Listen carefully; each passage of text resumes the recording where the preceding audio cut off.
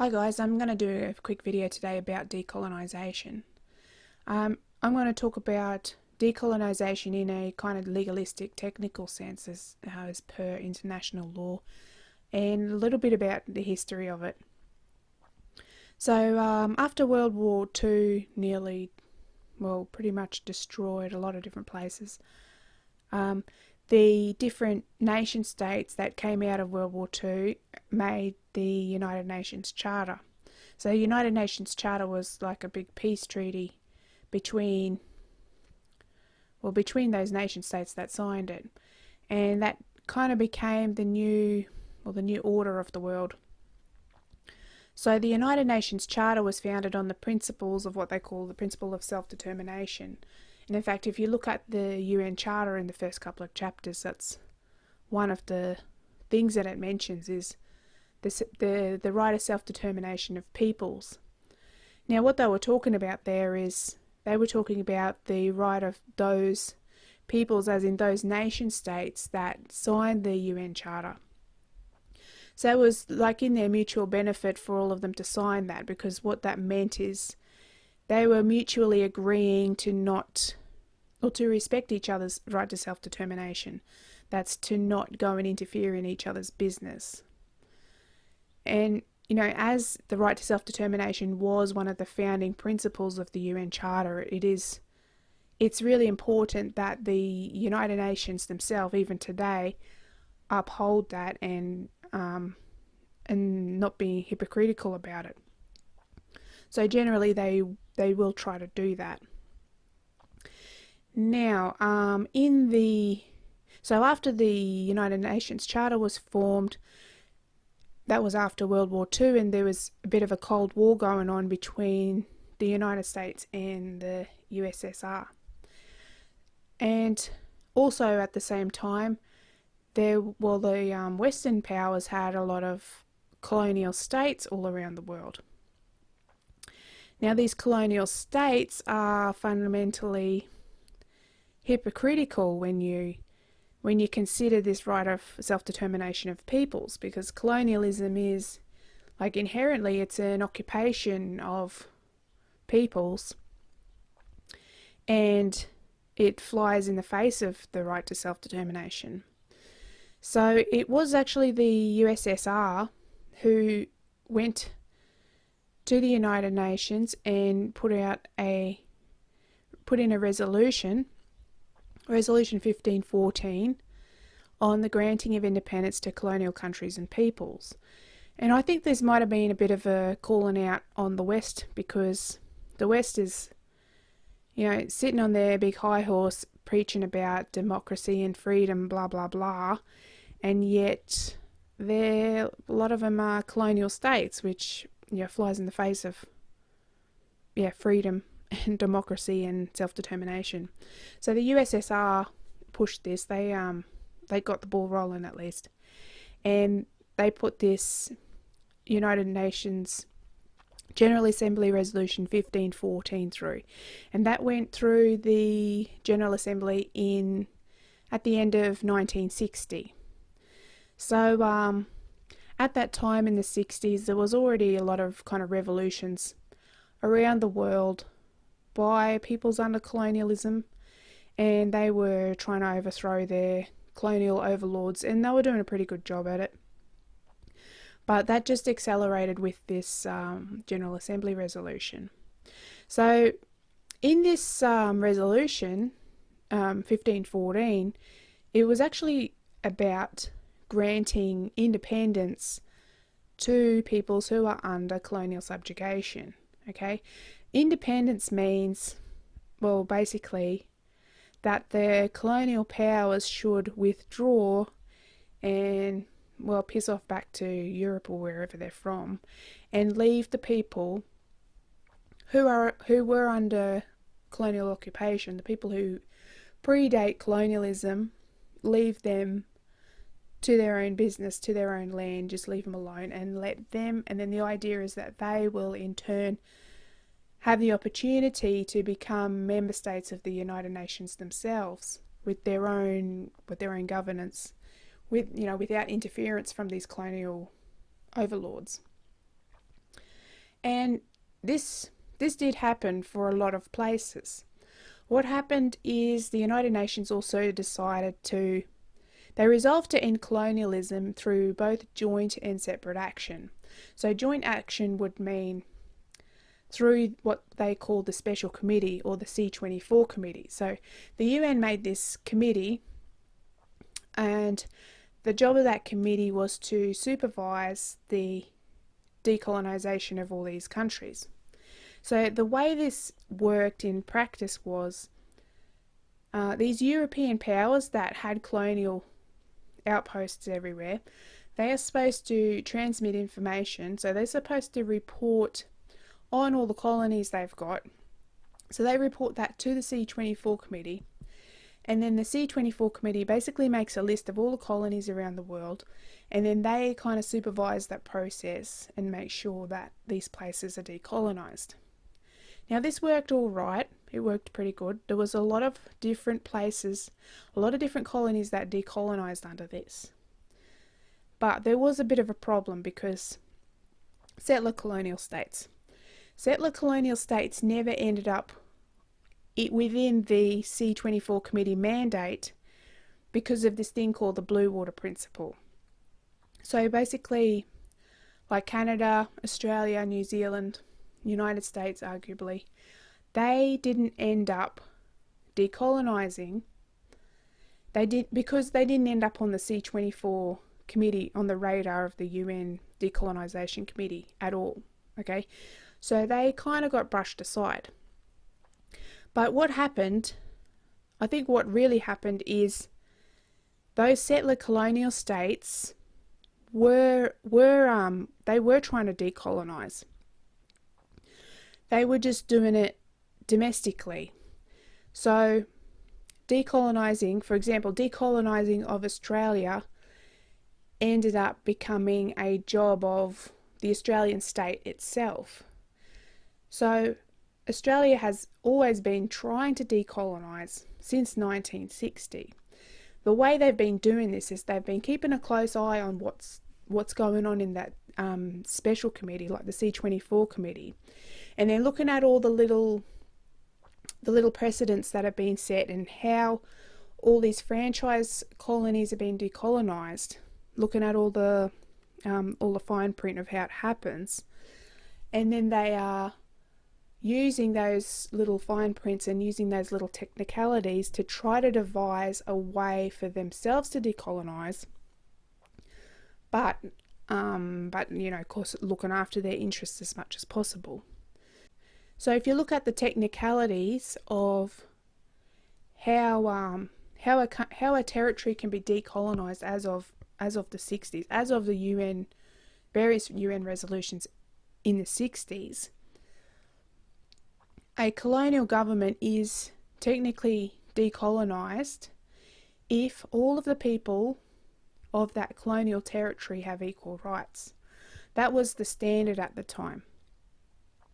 It's interesting that in the United States there was segregation policy there. You know, you had the blacks and the whites, the black only toilets and the black only water fountains and the white only water fountains. And in the 60s, that's when the civil rights movement happened, and that was all kind of brought down. It's kind of interesting because United States is a settler colonial state itself. And so maybe the United States let that revolution happen because they needed to get rid of those segregation policies. Because the United States is a settler colonial state, and if they're not treating everybody, like all the races and all the people, if they don't give them equal rights, then that's kind of a problem. It makes them vulnerable to a challenge of decolonisation. Now, a similar thing happened in Australia because there were, like at the beginning of the 60s, there were states that wouldn't even let Aborigines vote. And there were missions. There was really a system of segregation there. They had missions and they had those dog tags, those exemption certificates. And during the 60s, well, after this UN General Assembly Resolution 1514 at the end of 1960, that's when Australia started cracking down on all that segregation stuff. Queensland and Western Australia let Aborigines vote. They closed down all the missions. And at the end, they had this 1967 referendum, which removed an exception to the racist power. Now, all those changes all up makes it look like, at least from the outside perspective, looking into Australia, if you look at all their founding documents, it looks like there's equal rights. So I think after that 1967 referendum passed, they would have been having a big cheer because, yay, everybody at least theoretically has equal rights, so they're good as far as decolonisation is concerned. It means they don't have to worry about someone challenging them because they are colonial. Now that was all well and good until I think it was because of some events that played out in Africa, in southern Rhodesia. So what happened there is there was a white minority in a black country, and this white minority saw this decolonisation stuff all happening, and they freaked out, and they said, well, we're just going to declare independence, like without bringing the majority of the black people on this country together. We're just going to declare independence. So these Rhodesians, southern Rhodesia, they declared independence, and there was a big backlash against this, a big backlash from the British Crown as well. And that really put a spanner in the works because the world said, well, that's a lot of bullshit. You can't just have these small number of colonisers going and declaring independence. That kind of defeats the purpose of decolonising, because it should be about the people who are actually under that colonial control. So the kind of goalposts got moved. It's no longer about equal rights anymore.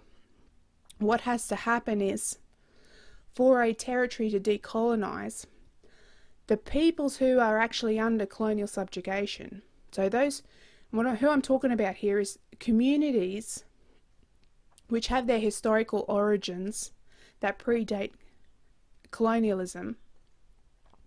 Those communities need to, they need to assert their right to self-determination. And what that means in a colonial context is they need to assert their political status. They need to do something affirmative. You can't just kind of assimilate them or integrate them through osmosis into the colonial polity. They need to actually stand up and say, hey, this is who we are. And that may mean declaring independence, and it might mean doing a treaty with someone, or it's probably making some kind of declaration to say who they are. And that's related to the international law concept of diplomatic recognition as well. They need to be diplomatically recognised. That's kind of like it's kind of like if you imagine the whole world's like this stage with all these, and standing on the stage is all these different nation states. People who are under colonialism have never stood on that stage and said, hello, this is who we are. So I think self-determination is, well, in a decolonial context, it is a matter of them either jumping up on the stage and saying, hey, this is who we are, this is our land. And it might also mean that they're standing up and saying, oh, look, we're the first Australians, or something like that. And that would also involve some kind of political agreement with the colonial state itself. So this thing that happened in Rhodesia with these white minority declaring independence, that happened during the 60s sometime. I think it was around 66 or something like that. So it kind of made that 1967 referendum and all that stuff they did all the stuff Australia did in the 60s kind of became redundant because the bar was no longer equal rights for everyone in the territory. It was the peoples under colonialism need to assert their political status, basically. So ever since, that bar was raised in UN General Assembly Resolution 2625, which is, what's it called? The Declaration on Friendly Relations. If you search for friendly relations, you'll find it. But yeah, that really raised the bar. So ever since Resolution 2625, the Australian government has been continually focused on either a treaty or some kind of representative body or some kind of Aboriginal governance body. It's always one of those. It's just a conga line, one after the other. And the reason is because they are trying to get Aboriginal and Torres Strait Islander people, the pre-colonial communities, to assert their political status. Now, the best way, as far as the colony is concerned, the best way for Aboriginal and Torres Strait Islander peoples to assert their political status is as being part of Australia. In other words, like, it suits the colony for Aboriginal people to stand up and say, we're the first Australians. Because what that does, that kind of negates colonialism altogether. It will let the Crown off the hook. It will let the British Crown off the hook. It kind of validates the entire colony. And yeah, it solves another problem in that the Australian government can't speak for country. They only act in the right of the Crown. They only have the authority of the British Crown. They can't speak for country. If they incorporate Aboriginal people into the Australian body politic, then the Australian people, which will then include Aboriginal people, will have the right to speak for country. That's kind of the gist of what constitutional recognition is. It's not about putting the word Aboriginal in the Constitution Act. Okay? Constitution can mean more than one thing. It can mean Big C, what's called Big C Constitution, or Small C Constitution. Big C Constitution is the Constitution Act, the document. Small C Constitution is the body, the things that make up Australia. So as Australia is a federation of colonies, the Small C Constitution of Australia is the colonies and the people of the colonies and all those rules of the colony. So constitutional recognition in terms of Small C Constitution means recognising Aboriginal and Torres Strait Islander people as part of that big body of all those things that makes up Australia. Now, this doesn't have to happen through a modification to the Commonwealth of Australia Constitution Act. It can happen through treaties or through Makarrata. And that's what the plan is. Literally, these like symbolic constitutional recognition they're talking about is to recognise Aboriginal and Torres Strait Islander people as the first Australians. Now, okay, in my opinion, that is a flat out lie because, well, there was no Australia when the first fleet arrived. There was no Australia when James Cook arrived. There was no Australia until 1901. So not even the people on the first fleet were the first Australians, let alone Aboriginal and Torres Strait Islander people. Aboriginal and Torres Strait Islander people, if anything, will become the last Australians through these whatever treaty processes on the cards. recognising us as the first Australians is just, quite frankly, bullshit. Aboriginal people were never involved in the constitutional, what do you call them, conventions that were in the late 1890s. We had nothing to do with it, okay?